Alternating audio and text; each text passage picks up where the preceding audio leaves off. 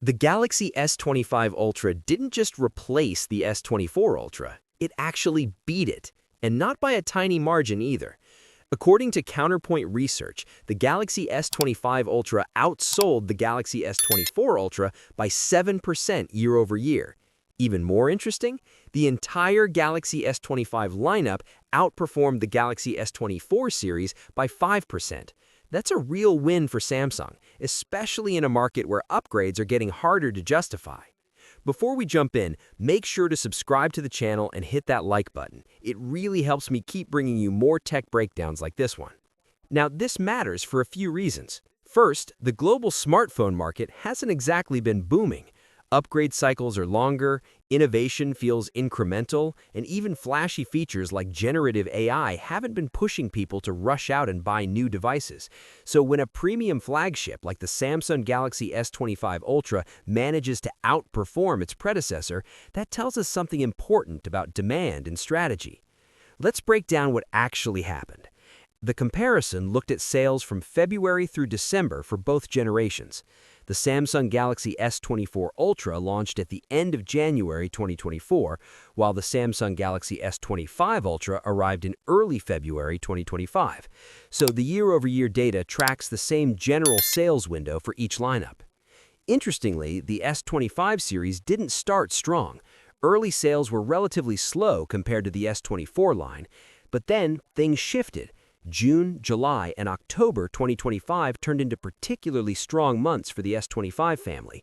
That surge created a lead over the S24 series, and once it pulled ahead, it stayed ahead for the rest of the year. Overall, the entire Galaxy S25 series outsold the Galaxy S24 series by 5%.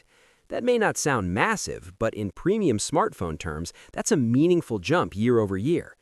What's even more revealing is how stable the model breakdown was.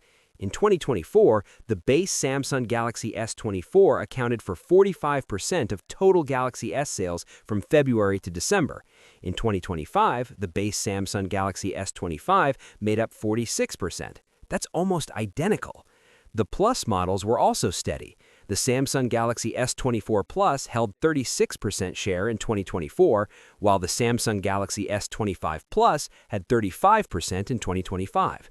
And despite all the media focus on Ultra models every year, both the S24 Ultra and S25 Ultra represented 19% of total series sales in their respective cycles. So the Ultra didn't suddenly dominate the lineup, it just performed better within its share. That consistency is actually a big insight. It suggests that consumer buying patterns didn't drastically shift. People who buy base models still buy base models. Ultra buyers remain a smaller but loyal segment. The difference is that Samsung simply executed better with the S25 generation. Now here's the twist. Counterpoint also found that generative AI hasn't been a major upgrade driver so far. Despite heavy marketing around AI features, consumers aren't upgrading purely because of that. That's significant because AI has been positioned as the next big reason to upgrade. Samsung is clearly aware of this. With the upcoming Samsung Galaxy S26 series, the company is expected to double down on AI improvements, including upgrades to Bixby and deeper integration with Perplexity. The goal? Make AI feel less like a gimmick and more like a daily necessity. But there's a potential challenge ahead. The memory chip market is under pressure due to massive demand for AI hardware. If memory chip prices rise, that could push flagship phone prices higher, and if Samsung passes those costs to consumers, that could slow down Galaxy S26 sales, no matter how good the devices are. On the other hand, if Samsung absorbs the higher component costs and keeps pricing competitive, the S26 lineup could outperform the S25 series just like the S25 beat the S24. So here's my take. The S25 Ultra's 7% year-over-year growth isn't just about specs. It shows that refinement, timing, and smart mid-cycle momentum can matter more than headline features. It also shows that the premium market isn't dead. It just demands stronger value perception.